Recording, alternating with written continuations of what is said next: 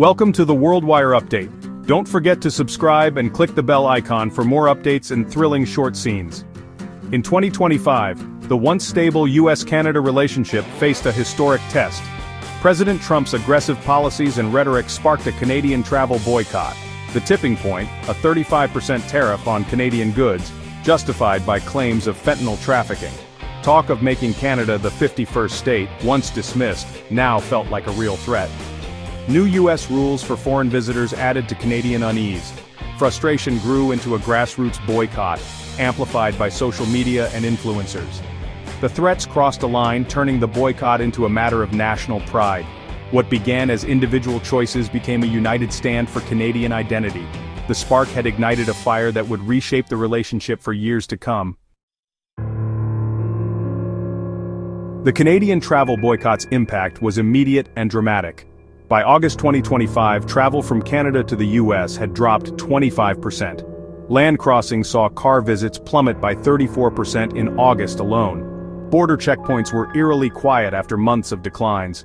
The boycott was gaining momentum, not fading away. Air travel suffered too. Flights to the US fell 25%, with bookings down 43%. Airlines like WestJet slashed seats, reflecting the growing divide. US officials and business leaders were stunned by the scale of the drop. The economic consequences were only beginning to unfold. The boycott was not just a protest, it was a seismic shift in cross-border relations. The sharp drop in Canadian visitors sent shockwaves through the US economy. The tourism industry, once optimistic for 2025, now faced a crisis. Experts estimated up to $29 billion in lost tourism revenue, much of it due to the absence of Canadians. States like Florida, California, and Arizona, long reliant on Canadian snowbirds, were hit hardest. Hotels, restaurants, and shops saw business evaporate. Small businesses in these communities felt the pain most acutely. Hawaii offered a stark example. Canadian visitors dropped 9.4% in the first 7 months, with spending down nearly 5%. Canadians who stay longer and spend more than most tourists were sorely missed. The loss of these high-value visitors was a major blow to local economies. The U.S. Travel Association warned that political rhetoric was damaging brand USA. The country's image as a welcoming destination was tarnished. Rebuilding that reputation would be a long, uphill battle. The economic fallout continued to mount, with billions lost and no quick fix in sight. The cost of diplomatic tensions was now measured in empty hotel rooms and shuttered businesses. The tourism sector's optimism had vanished, replaced by uncertainty and loss.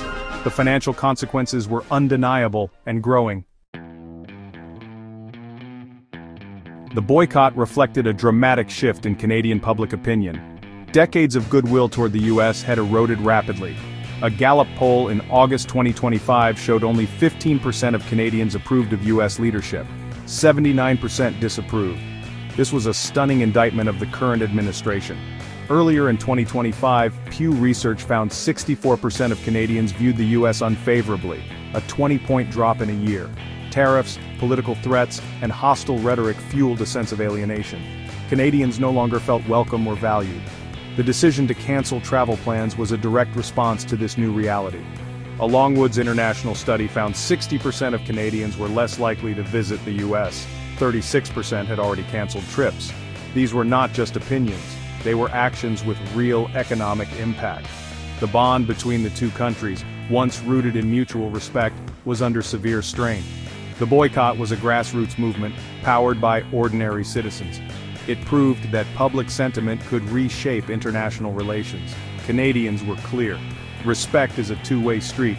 When that respect vanished, so did their willingness to cross the border. The consequences were swift, severe, and deeply felt on both sides. The old friendship had been replaced by distrust and disappointment. The boycott's impact reached beyond tourism, shaking the U.S. real estate market. Canadians, once the largest group of foreign homebuyers in the U.S., were pulling back. Political tensions and economic uncertainty drove them away from the property market. Redfin data showed Canadian searches for U.S. real estate fell nearly 20% year-over-year in August 2025. Florida, a longtime favorite, saw the steepest declines. It wasn't just fewer buyers, many Canadians were now looking to sell. A Royal LePage survey found over half of Canadian U.S. property owners were considering selling within a year. Nearly a third planned to reinvest that money back in Canada. Billions in potential investment were flowing out of the US. The reasons were clear: a weak Canadian dollar, high US property taxes, and above all, political risk. Many Canadians no longer felt their investments were safe. The threat of more tariffs or punitive measures made them wary. The American dream of a Sunbelt vacation home was losing its appeal. The real estate exodus was a powerful signal of lost confidence. US markets faced a flood of properties and a shrinking pool of buyers. The economic ripple effects would be felt for years. The era of Canadians investing freely in the US was over. Facing mounting losses, the US tourism industry launched urgent campaigns to win back Canadians. Local tourism boards tried to counteract the damage from Washington's rhetoric. Their message was simple: Canadians are still welcome here. Visit California offered 25% discounts for Canadian visitors. Maine posted "Bienvenue Canadiens" signs at border crossings. Palm Springs displayed banners with heart-shaped Canadian flags. These gestures aimed to show local hospitality, even as national politics strained relations. Las Vegas sent a delegation to Vancouver, openly acknowledging the rift and pleading for Canadians to return. The divide between local economic interests and federal policy was stark. Cities and states scrambled to repair the damage, but goodwill was hard to restore. Discounts and welcome signs could not erase the sting of tariffs and threats. The industry learned a hard lesson: decades of trust can vanish in months. The question remained: would Canadians ever come back? The answer for now was uncertain.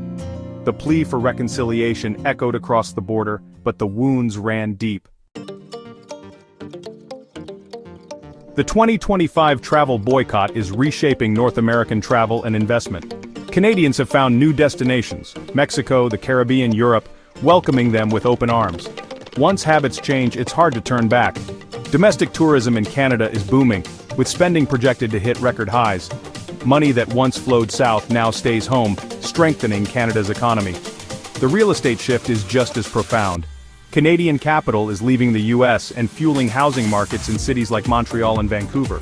Selling US properties is more than financial, it's a vote of confidence in Canada's future. The events of 2025 have redrawn the map for travel and investment.